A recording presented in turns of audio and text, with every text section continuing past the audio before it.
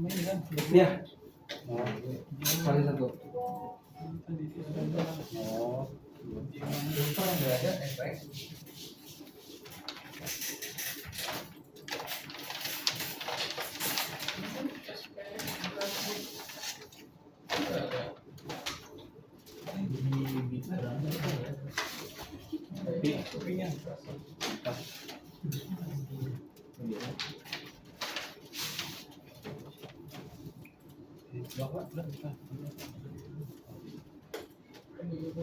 Ini kalau udah ada masalah ya itu kenapa nembak ya? Namanya siapa?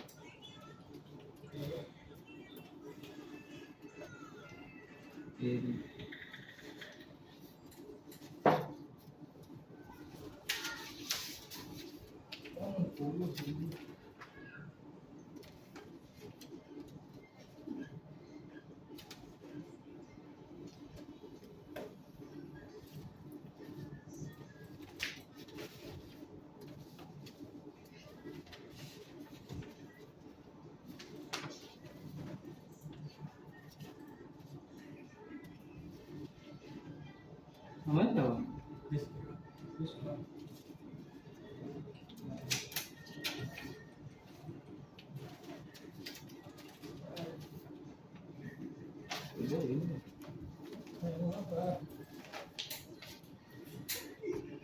Sebenarnya story benci.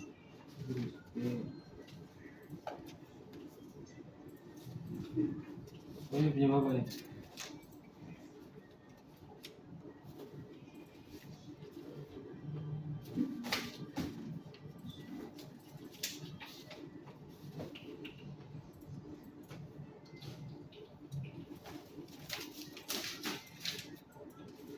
Gantian mas, perkenalan mas.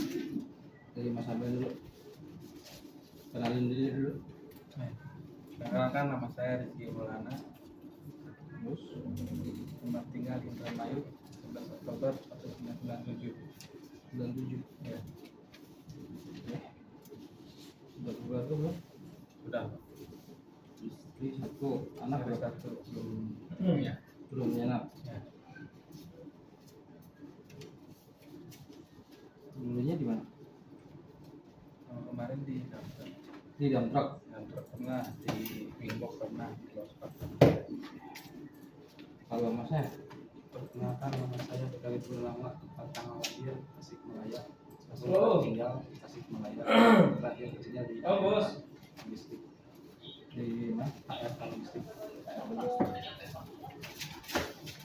Oh iya tuh orang gua lupa tadi masih infonya udah nyampe bawa ke Kebon Bawa inbox juga.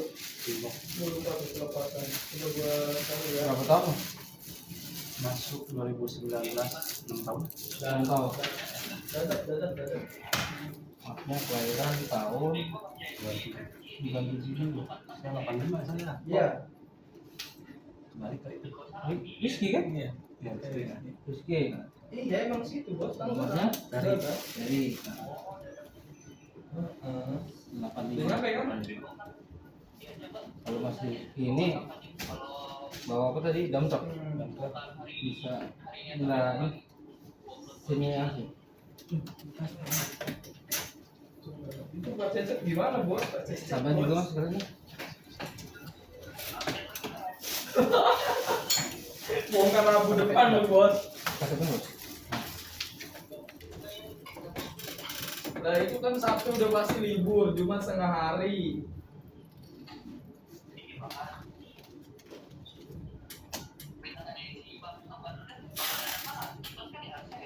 kalau dadakan biasanya nyampe nih kalau nyampe malam besoknya bongkar biasanya ada kalau nggak ada antrian ya biasanya dia 2 mobil sehari itu 2 mobil dia bisa 2 sampai 3 buat beli panos Dari mana?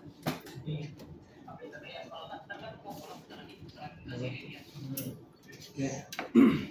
sampai belum Balik dulu ya. saya Dodi. wes dia ini baru mau balik gue lagi ngerapiin tadi Jalan Cikarang Lubuk. Ada 2 kilo, penting 1 panuan, penting tadi kita kan udah lagi bos penuh. udah nyampe daerah Kedua, Marunda ini saya training dasar sebelum beraktivitas. Oke. Nah, sebelumnya pernah di training belum di perusahaan sebelumnya? Bentar lagi mau masuk kawasan dia. Masalah ini, Bos. Ini terus selamat selama kalau masnya sama. Kalau dasar-dasar super drive service, terus super drive service sudah belum? Belum. belum belum dengar ya. Baru dengar? Ya, di kita sebelum jalan itu harus wajib punya training dasar. Kenapa di kita itu harus mengikuti SOP? Ya, tidak boleh apa namanya bekerja semaunya sendiri lah kayak di perusahaan yang kita yang lainnya ya. Jadi di kita itu masalah penampilan itu pasti dinilai kan, terus cara penggunaan unit pasti dinilai. Oke. Nah, untuk yang pertama ini ada namanya super drive service. Apa itu super drive service? Yang dilakukan standar pengemudi sigap, cepat, tanggap, cekatan, proaktif, serta berorientasi pada target yang telah ditentukan. Contoh sigap tuh, misalkan ada dispatcher, ada OPC, Pak, ada DO ke dari Takal ke Jakarta, jangan sampai nolak. Itu contoh sigap. Oke Pak, siap, jalan. Jangan sampai bilang nggak tahu, kita harus tahu. Namanya kita supir, betul kan? Iya. Untuk unik, kita menjalankan tugas secara spesial dan mengemudi defensif serta berorientasi pada keselamatan. Nah, kita selain kita membawa unit perusahaan, kita juga membawa barang customer. Kita harus menjaga barang itu supaya tidak rusak, terus mobil tidak lecet. Kita harus menjaga keduanya. Kita nyari uang di situ, ya. Kita mencari apa namanya rezeki di situ. Kita harus menjaga keduanya. Oke. Nah, untuk produktif, etos kerja yang tinggi serta berorientasi pada kualitas hasil. Jadi selama 1 bulan itu pasti ada di slide kita jadi seperti apa. Ya. Bapak banyak pun atau tidak, bapak banyak alfa atau tidak. Ya. Pokoknya kalau bapak sudah bekerja selama sebulan itu ada 26 hari kerja. Kalau 4 hari itu bisa diambil libur, diganti off. Jadi kalau di Winbox ini tidak bisa setiap hari minggu itu pasti ada di jalan di manapun. Ya kalau pulang pengen istirahat nggak masalah. Misalkan sakit ya, tapi jangan dipaksa. Kita ya harus izin, Pak saya sakit udah demam, pulang. Untuk etika, senyum, salam sapa, ramah tamah, sopan santun, dan menjunjung tinggi integritas serta berorientasi pada kepuasan pelanggan. Nah, jadi kita punya etika, ya masuk ke gudang, masuk ke pool, kita salaman semua, ya biar kita keluarga itu menyatu. Ya. Kalau kita udah sapa ya, baik Pak, ya. Gimana? Enak ya. Kita masuk gudang, Pak izin Pak, sama saya Pak mau video sekian. Jangan cembetut, kalau cembetut nggak enak. Ya. Rapi, berpenampilan bersih dan rapi dalam administrasi serta berorientasi pada nilai tambah bagi pelanggan. Jadi kita masuk gudang itu jangan sampai sendal terpelanggan, dan pakai sepatu, pakai celana pendek, pakai Bos. seragam nanti ada 2. Kan ini kan baru di kerja nanti TF itu kan pengajuan di 50, RMS, sementara master ini kan yang satu buat di jalan, Antepin mau dulu masuk apa gudang. gimana? Jadi jangan Kan jadi sama plus semua nih. di Cuman apa efeknya namanya, dikurangin aja dipakai di jalan. Ya. Jadi kita masuk pucet bau. Tuh ya. Kita ke Surabaya 3 hari udah bau loh, keringatan gitu. Iya. Di sini ada nilainya di. Terus program 5R itu kita membersihkan tempat kerja kita seperti di unit. ringkas, beli barang yang diperlukan untuk bekerja, dan singkirkan barang yang tidak perlu, ya, botol aqua, sampah plastik, harus dibersihin. Walaupun di sini di tempat bongkar, posisi selalu bersih. Jangan sampai nanti ada pengurus selain saya datang, Pak, kotor banget, pasti ntar nanti saya.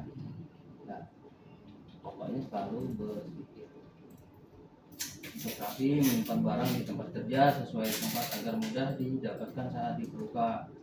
Surat-surat ditaruh di tempatnya, terus surat-surat itu kan dikumpulkan untuk ditaruh di plastik atau di mapnya lah, di staples, jangan sampai ampar-amparan di dashboard. Musik, memperhatikan tempat lingkungan kerja, mesin, alat dari kotoran dan sampah. Ya, merawat unit, untuk merawat, memperhatikan ringkas rapi dan bersih dari waktu ke waktu, dan rajin, disiplin melakukan ringkas rapi, bersih dan rawat. Ini ada insentifnya. Apa enggak Pak Juni, Bapak sering melakukan 5R, itu ada nilai insentifnya. Biasanya nanti di tanggal 5 itu lalu dikasih ke Bapak itu, oh ini insentif saya. Jadi setiap akhir bulan dikasih nominalnya, tapi ngasihnya di bulan berikutnya. Seperti Bapak bekerja di bulan ini nih, bulan depan baru dapat insentifnya. Jadi kan kelihatan per bulannya itu. Nah, selain gaji pokoknya. Untuk selanjutnya ini contoh seragam. Untuk seragam kerah merah itu untuk driver SIM A, dan untuk kerah oranye itu SIM B ke atas. Jadi itu warna seragam merah, warna kerah merah ini SIM A, B nya itu kerah oranye, dan untuk warna hitam seperti mas-masnya ini itu artinya. Jadi jangan sampai salah panggil ya. Walaupun seperti adik kita sendiri ya, kata saya kita bukan pengen dihormatin, tapi kalau di tempat kerja bisa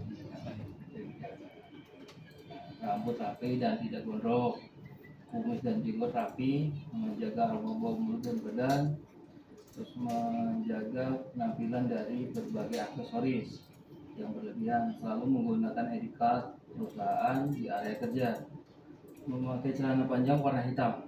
Sudah bawa ya celana warna itu? Belum bawa? Satu. Nanti misalkan dapat area dekat rumah, ambil dulu ya, tapi mobil jangan dibawa pulang, soalnya pasti juga kebanyakan ya. Lalu menggunakan sepatu saat bertugas pada jam kerja. Kalau sepatu bawa? Oh ya, Kan satu nggak pernah. mana salah. Tapi kalau untuk dimasuk gudang harus seperti di biasanya. Kalau sepatunya bukan tali, Boleh. kalau sedang langsung itu kalau nggak safety.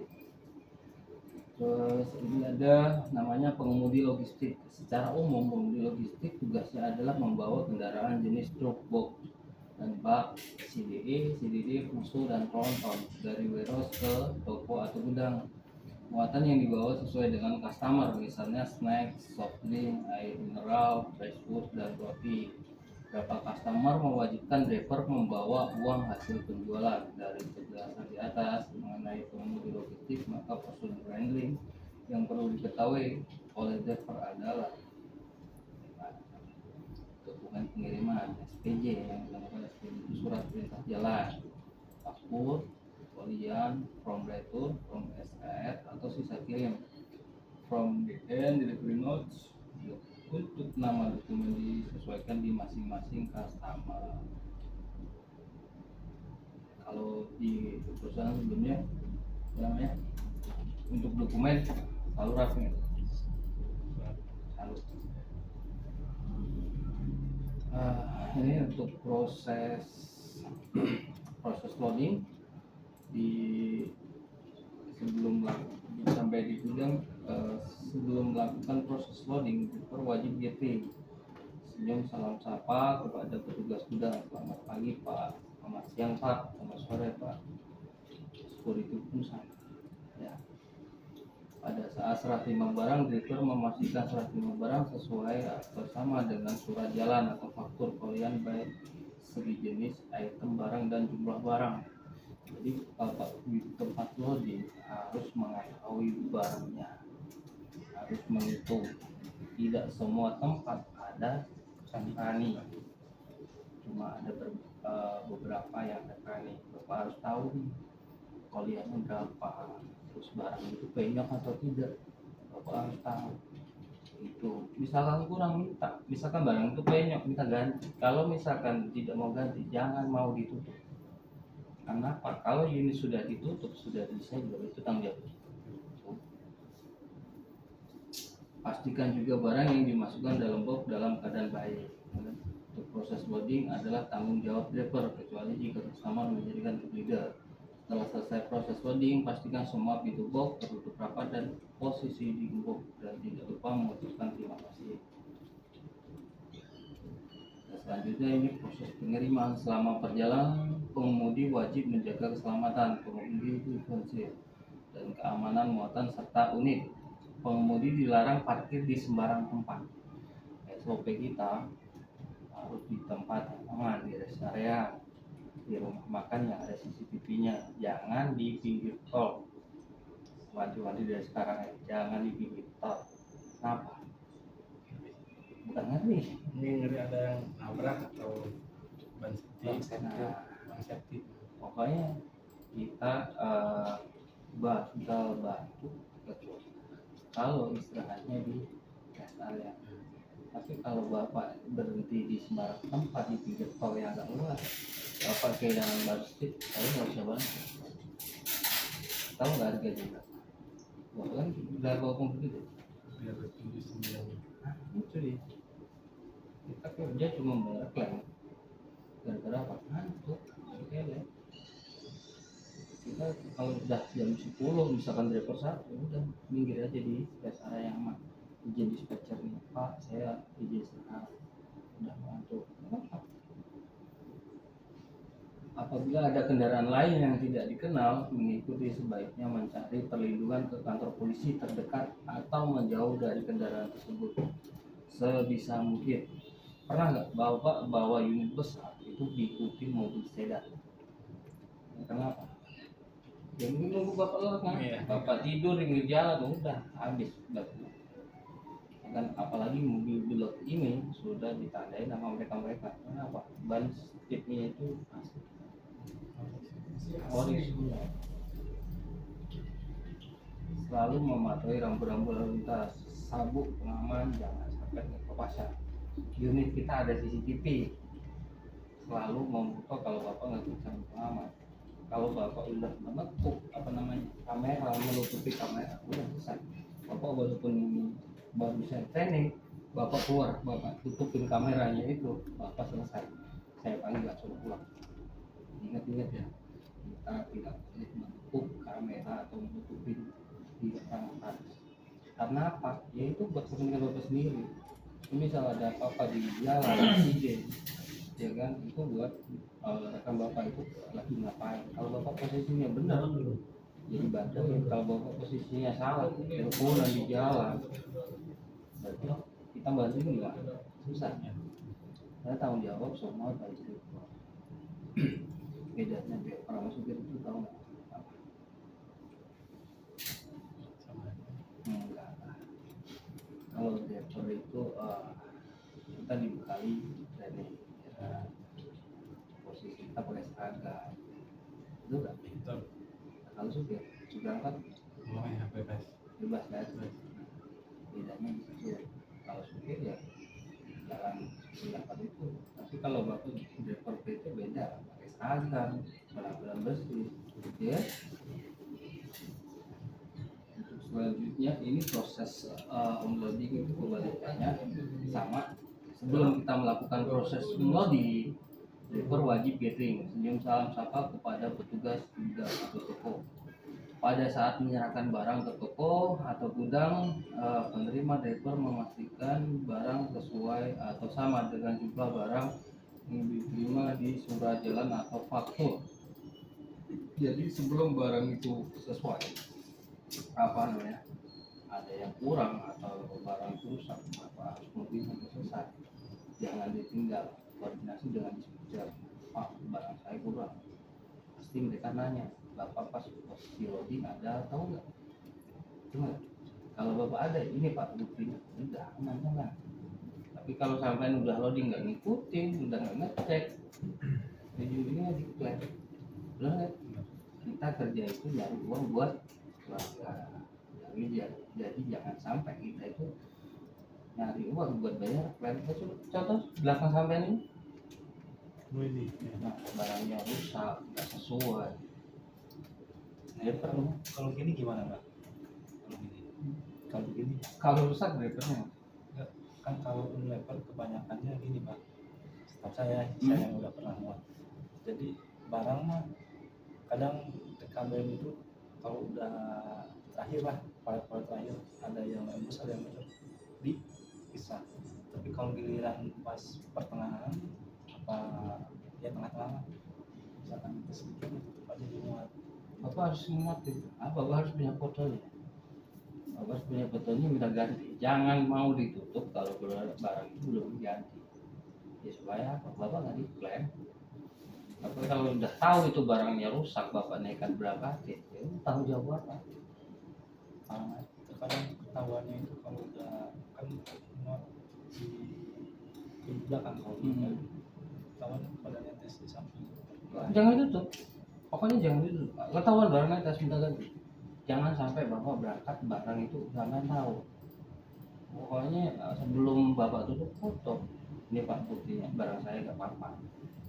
Nah, tapi kalau namanya di jalan kita nggak tahu apa namanya ada lubang seperti itu. Nah itu gimana? Kalau itu pasti direktur dibantunya. Tapi kalau Ya, di udah main tahu ada fotonya tapi nggak ngomong, ya salah. Ya, Bapak harus tahu nih ketinggiannya berapa untuk muatan apa namanya sabu cair ini maksimal muatannya yang paling bawah ini berapa. Dan itu kan ada namanya panah atas, jangan sampai kebalik itu ke bawah. Bapak harus mastiin tuh. Kadang TKBM banyak yang ngasal. Iya. Balik. Ada yang berat taruh di atas. Nah, itulah dia. Kalau di bawah pasti rusak. Kalau sudah ketahuan begitu, ya driver lagi. Mau siapa itu? Perusahaan nggak mau. Risikonya di kita begitu. Jika ada barang rusak akibat perjalanan, segera dibuatkan BAK atau cara dengan membawa kembali barang yang rusak tersebut ke gudang dengan dimasukkan ke dalam box kembali, kecuali jika pihak customer menghendaki barang itu tetap tinggal. Kalau barang tetap tinggal itu contohnya barang buat pacar itu pasti tinggal. Nah, tapi harus namanya foto-foto dulu, laporan dulu, bikin berita acara barang itu tinggal, ada buktinya. Kalau nggak ada buktinya kita ngapain lagi nanti, ya kan? Kayak barang makanan pernah bawa, sama untuk bawa ada infus atau bagian air, bagian ini, ya terakhir, dia bukan goreng kalbi itu, jadi itu kan lumayan mahal juga, kalau satu itu sudah ketahuan berapa kan? Pastikan loading dalam adalah tanggung jawab driver kecuali jika customer menyediakan tim leader atau panitia. Setelah melakukan pengiriman, pastikan SPJ itu sudah ditandatangani dan ditempel oleh customer. Contohnya Pak, ini barang udah ditandatangani, stamp. Tembus nggak Pak? Enggak. Sampai harus sambil istirahat foto dulu kirim ke grup kan. Iya, misalkan ini nggak ada stempel, mintain lagi. Kenapa ya? Buat penagihan kita. Kalau di belakang nggak ada stempelnya kita nggak ke sana aja. Bapak mesti nggak suruh balik. Mau nggak mau, sampai harus ke sana lagi. Ya itu tanggung jawab Bapak lah. Bapak sudah kerja, benar nggak? Ya. Jadi misalkan saya nyuruh Bapak jangan berarti. Udah tadi tahu Bapak, udah tahu jawab Bapak, ya udah trader. Untuk seperti servis seperti ini yang di nanti saya kirim, Bapak juga harus diamalkan lah resikonya apa, tanggung jawab Bapak apa, di sini harus gimana. Oke. Dan selanjutnya support grade skill, dengar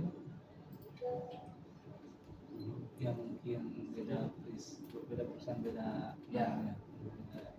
Product skill atau delivery inspection qualities atau yang disebut metode pengecekan kendaraan atau balok itu bukan ganjel ya, balok itu singkatan.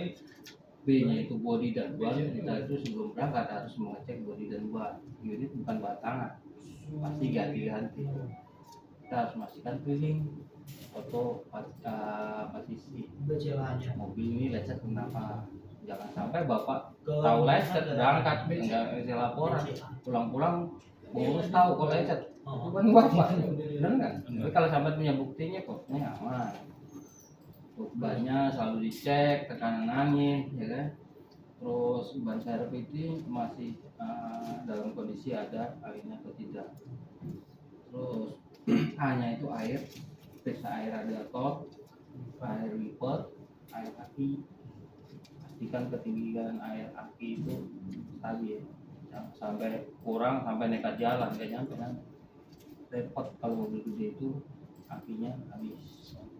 Ya, mobil kita itu dilengkapi GPS, dilengkapi dashcam, jadi pemakaian akinya itu sedikit lebih cepat. Untuk L-nya itu listrik ini untuk periksa lampu-lampu. Bapak sebelum berangkat harus pastikan semua lampu nyala, lampu sen, lampu lampu AC, lampu box, lampu kotak, lampu jauh pendek harus nyala. Jangan sampai bapak tahu mereka jalan di jalan ketilang gara-gara lampunya mati. Harus bapak cek. Untuk oli bisa tetesan dan bocoran di bawah kendaraan. Oli itu ada berapa pak? Oli mesin, Oli mesin, keadaan,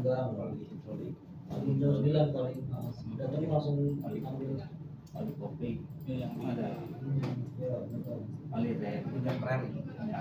Iya rem. Kalau untuk oli mesin kita bisa melihat di jarum.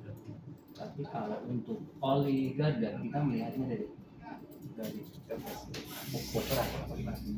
kalau kita pengen ganti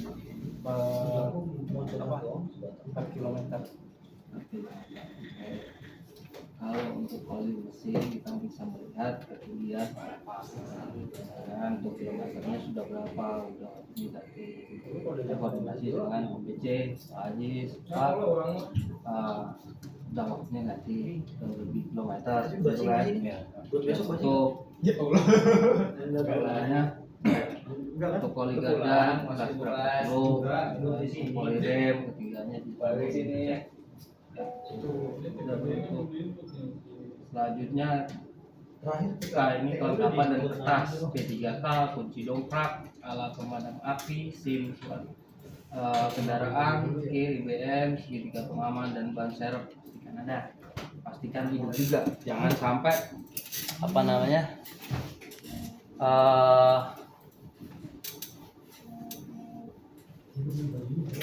kir surat mati ini kurang itu kita baru ngomong tapi udah di jalan, belum tentu sampean jalan hari ini pulang bisa 3 minggu baru pulang. Sampai Surabaya dilempar ke Bali, sampai Bali dilempar ke Malang, Malang Bandung, balik lagi. Rata-rata depers di sini nggak pernah pulang, baru mau gajian pulang kita bingung. Tahu libur semua kayak kemarin. Kelengkapan ini selalu dicek, pastikan semua surat-surat harus ada. Nah, untuk selanjutnya ini ada namanya defensive driving. Tahu nggak arti defensive driving? Belum ya? Di arti defensive driving, perilaku pengemudi yang menerapkan metode safety driving sehingga mampu mengidentifikasi bahaya dengan mengambil risiko yang paling rendah. Apa tujuannya defensive driving? Tidak menjadi penyebab kecelakaan, tidak menjadi pemicu kecelakaan, tidak terlibat dalam kecelakaan. Ya, SOP kita itu tidak boleh 60 km per jam, tidak boleh melebihi 60 km per jam. misalkan ada yang nyuruh buru-buru Pak ngebut Pak, jangan mau. Pokoknya SOP kita udah di bawah 60. Ingat ya, jangan melebihi 60. Ingat ya? Pokoknya selalu tanam ini. Kalau Bapak pengen kerja masih kerja di sini, ikutin SOP-nya. Jangan ditekuk kamera, jangan merokok, jangan mainan handphone. Kecuali ada dispatcher urgent nih, Pak ganti rute, belum apa-apa. Tapi kita habis itu kita mengirim Pak izin dulu ya. Gitu. Pasti ada rekamannya di situ. Tapi kalau Bapak campuran kelihatan di foto nanti Pak Iwan negur sama sampai kok telepon-teleponan ngapain, ya kan? Bapak ngebut ngapain?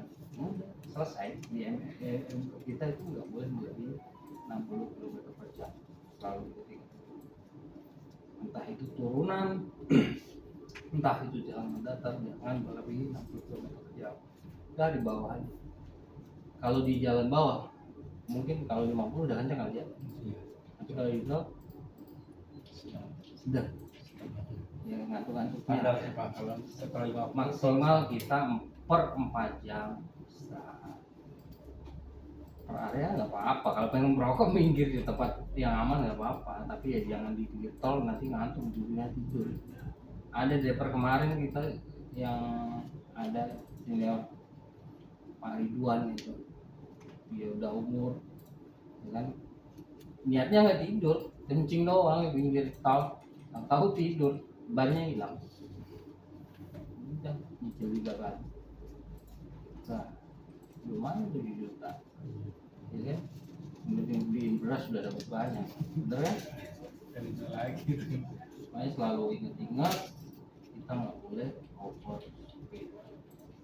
Melebihi 60 km/jam. Dan kita ada SOP selanjutnya itu overstay. Overstay itu tidak boleh unit keadaan nyala melebihi 15 menit. Lebih dari 15 menit unit nggak boleh nyala. Oh, jadi misalkan kita masuk ke rest area, kalau misalkan mesin masih hidup dalam 15 menit, nggak boleh pasti dimatiin. Langsung aja ke di GPS saya nanti unit ini nyala di on. Ya, kita nggak boleh menggunakan cas pada saat unit berhenti. Kenapa? Charger gitu. Kenapa? Unit kita dibebanin GPS, dibebanin Halo. GPS, otomatis pemakaiannya jadi Apa? rentan. Jadi di sama MB-nya begitu. Misalkan lagi ngantri BBM, antri 12 kali, ya udah matiin bikin mati dulu. Tapi kalau macet nggak masalah. Ya udah isi dulu Yang aja. penting kita ada Jalan grup aja, address paksain. buat Bapak misalkan macet, kirim foto bukti Pak macet. Kita pakai ada stamp Buru di jalan dulu. Pak macet plat sekian. Nggak apa-apa. Ya. Tapi pada saat antri BBM Bapak harus matiin hidupin. Di mana 12 kali antrian ya 12 kali matiin hidupin. Misalkan di nomor rusak nggak masalah. Yang penting SOP kita di Oke, selanjutnya pernah di training di Hino? Belum pernah. Sebelumnya udah pernah bawa Euro 4 dan Euro 2? Pernah. Iya. Ya udah cari dulu aja, gampang, nggak apa-apa. Nanti masuk Cibitung ke. Ada perbedaan di Euro 4 itu lebih kata orang lebih lembut. Ya. Isunya begitu, tenaganya kurang lah. Karena di Euro 4 itu ada namanya apa itu? Ada ECU-nya ya. Terus lebih dekat. Lebih apa namanya? Buat lingkungan itu lebih bagus. Tapi karena di tempat kita ini yang disediain BBM subsidi itu mereka kan buat excellent ya bikin lempatnya di situ. Tapi kalau pakainya excellent ya bisa ya. Di Euro 4 itu manasin beda sama Euro 2. Pernah udah tes belum? Udah. Sampai Loh, bisa tes dulu ya. Di Euro 4 kita nyalain unit itu pasti langsung RPM tinggi. Benar? Iya. Nah, di training itu tidak boleh kita gas supaya cepet turun RPM. Nggak perlu. Kita buang angin dulu, panasin udah biar 5 menit dia turun. Kenapa? Kalau kita gas di pada saat baru kita nyalain itu turbo otomatis dia udah langsung bekerja. Karena turbulen bekerja itu seperti itu. Jadi kalau udah biarin nanti turun 5 menit ya, cukup 5 menit, jangan lebih dari 5 menit. Misalkan nyampe nungguin apa namanya kata orang olinya biar turun dulu, nggak perlu. Terus nyampe udah mati. Di Euro 4 kalau misalkan jember bocor itu bakal ngucis dulu, bener kan? Jadi jangan kaget misalkan jembernya jebol, mobil nggak bisa jalan pak, berat pak, karena udah ngunci, otomatis ngunci. Jadi misalkan jember rusak udah kalau bisa minggir nanti ada tugas dari mekanis dari Indo. Jadi untuk seperti turunan itu harus gunain handbrake buat nahan bebannya pada saat menurun itu. Jangan menyolong dari ketinggian tanpa harus apa namanya sudah masuk gigi rendah, jangan mendadak, jangan menyolong. Sudah pernah kejadian unit kita baru kurang sudah 1 bulan belum ada itu jebol transmisi. Itu gara-gara apa? Nyolong dari gigi 6 langsung gigi 2. Gimana? Ada muatan minyak itu sih 20 ton ada, jebol langsung. Tanggung jawab berapa? Nah, makanya di sini harus hati-hati. Saya bukan nakut-nakutin, buat jaga tahu kita kerja cari uang buat keluarga, jangan sampai kita kerja buat bayar klaim. Ya, selalu tanamin dalam hati kita. Saya bukan takut-nakutin. Bapak kerja itu buat keluarga bapak sendiri, jangan sampai buat bayar klaim. Ya. Terus ada tambahan untuk RPM itu di angka 1.500 sampai 2.500 kita menggunakan handbrake. Ada tahu kan warna hijau di RPM? Jangan itu kalau masih di tengah warna hijau itu harus menggunakan handbrake. Jangan sering menggunakan. Kalau udah melebihi warna hijau itu kalau kita menggunakan rem, kalau misalkan sudah stabil memang nggak kerasa kayak di Euro 2 tapi sama aja ya, cuma nggak kerasa beda kan. Kalau di Euro 2 kan kencang banget tuh. Kalau di Euro 4 juga nggak kerasa. Makanya banyak driver kemarin komen seperti itu, yang kita sering jebol gara-gara waktu kita sering mendadak rem mendadak.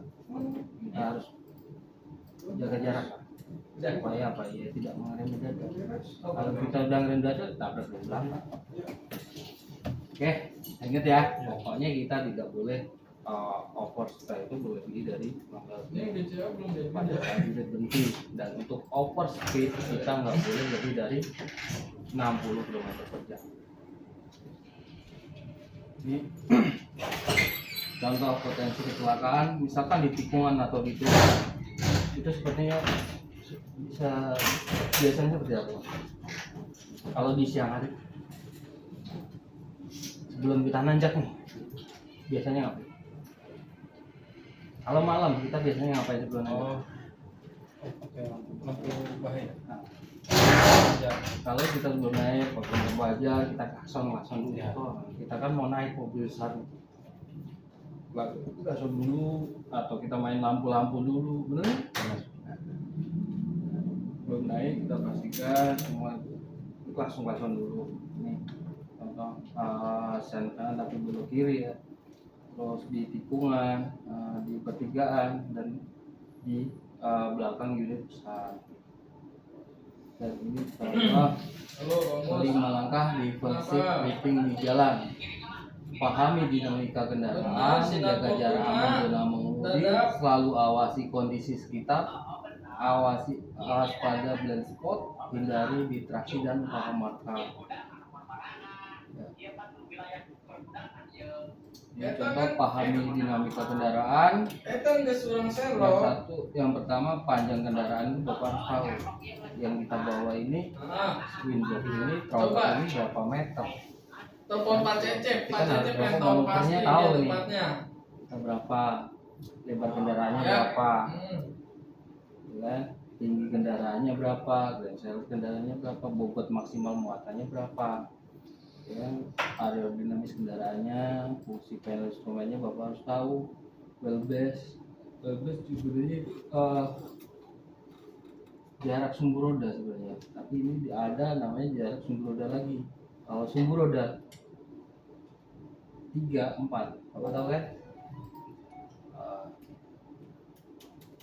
Selanjutnya ini contoh jaga jarak aman zona pengemudi. Keputusannya melihat, menganalisis reaksi atau metode 4 detik, ya, 4 second. Bapak harus tahu 4 detik itu kalau itu udah berapa meter, udah jauh. Bapak harus tahu nih jaraknya seperti apa, zona analisis reaksi seperti apa. Makanya ada namanya melihat, menganalisis reaksi atau 30 sampai 120 detik atau 12 sampai 15 detik atau 4 sampai 6 detik. Diterapkan pada kendaraan light stroke dalam kondisi cerah di siang hari dan kondisi di malam hari ditambah 1 detik. Selanjutnya untuk kondisi hujan ditambah 2 detik. Kalau hujan kan biasanya pandangan kita tidak tahu, makanya ditambah 2 detik. Dan untuk selanjutnya awasi kondisi di sekitar. Jadi pengguna kendaraan harus mengarahkan pandangannya jauh ke depan dan supaya bisa mengalkulasi kecepatan dan jarak aman. Pada pandangan jauh pun bisa membuat kita memetakan kondisi di jalan yang dihadapi sehingga kita menjadi lebih antisipasi. Jadi kita jangan terlalu sering ngikutin bis, ngikutin ambulan, ngekor, ya kan. Kalau bisnya masuk lubang nggak masuk lubang, udah santai aja, kita fokus kerja, ya kan. Nggak usah galau-galau jalan dewasa di jalan itu lebih, ya, kita arogan nggak perlu. Nanti kalau udah punya anak bisa sendiri apa? Benar. Saya dulu sama Pak, waktu di jalan keras-kerasan, tapi terus udah punya anak, beda lagi. Ini coba awasi blind spot, ini nggak terlihat. Ada. Kali ini masih terlihat warna. Kalau ada mas mana? Warna kuning ini tidak terlihat. Sebenarnya ada satu lagi, tas. Sebenarnya Kebanyakan ya itu. tas. Kenapa saya bilang tas? Pasti lemahnya ada di kabel. Kalau udah nyigo kabel putus, ya udah tanggung jawab lagi kan. Contohnya di customer kita tuh ada di Bandung di daerah Merah ini, itu pasti kabelnya pendek-pendek. Kenapa saya bilang driver itu sering ganti? Ada petugas pengawalnya, tapi ya ngawal di jalan doang, nggak ngeliatin atas. Kalau daerah Bandung, Iya, apa harus hati-hati di situ, ya kan. Makanya kalau ada mobil jajan bapak udah klakson aja, pasti nggak terlihat. Kalau di lampu merah sebelum jalan pasti yang klakson dulu. Kayak apa ya? Kayak di depan kita tahu-tahu ada motor kan nggak tahu, jadi gas aja. Ya, blind spot adalah titik di mana kondisi sekitar kendaraan sendiri atau kendaraan lain tidak terpantau jangkauan mata.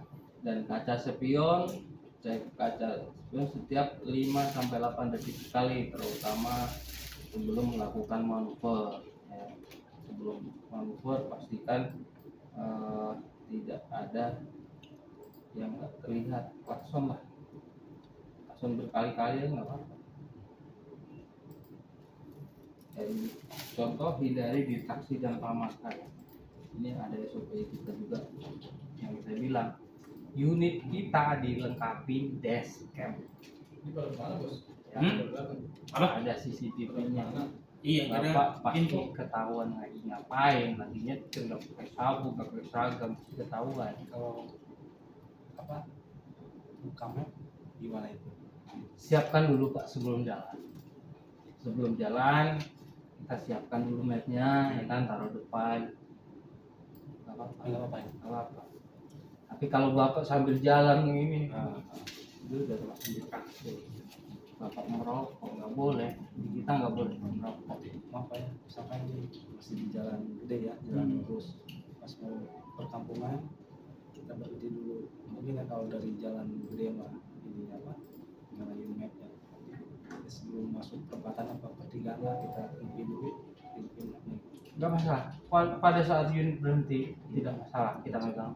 Tapi kalau pada saat kita Berjalan. lagi berjalan tidak boleh. Ya, kalau udah kesenggol, mesti Bapak kasihan. Pokoknya kita ingat kalau kita kerja nyari uang buat keluarga.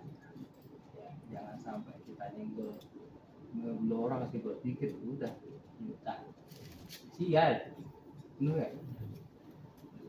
Distraksi atau gangguan saat mengemudi bisa berbentuk menggunakan telepon genggam, makan dan minum, mengobrol, mengganti saluran radio, mengecek peta, sampai mengantuk atau mabuk. Bukan cuma demi keamanan, teknik ini juga bakal meningkatkan efisiensi konsumsi bahan bakar kendaraan hingga 3%.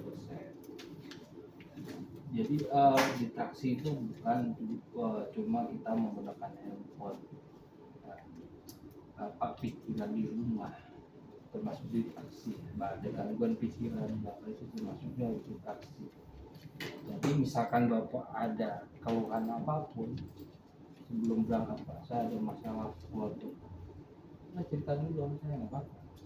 Daripada bapak sambil jalan ya kan pikiran di rumah karena nambah masalah, lebih baik ngobrol dulu sama saya, Pak Cita, saya lagi ada masalah ini kalau di bank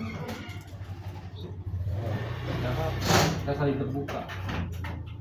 Saya itu lebih senangnya saling terbuka sama teman-teman driver. Ya siapa tahu kita bisa bantu. Kalau sampai diem nyimpan masalah, nanti menambah masalah di jalan, repot lagi di jalan. Tambah repot sampean, ya kan? Jadi selalu diingat di jalan kita dewasa, yang penting kita dewasa, ya. Selalu ingat apa namanya semua kita harus maka nanti ininya dipotong ya. Iya. Ada di kamar mandi ada itu potong di luar. Untuk seragamnya apa? Ukurannya? Oh, XL. Excel, pokoknya Excel. Jadi hari ini siap kerja semua. Besok udah siap. Ya, sekarang kalau ada. Besok ada Surabaya 1. Nanti ada ikut Pauda 1 ke Surabaya. Nanti Mas Ajis yang ngarahin atau display malam yang ngarahin untuk buat nemenin Pauda.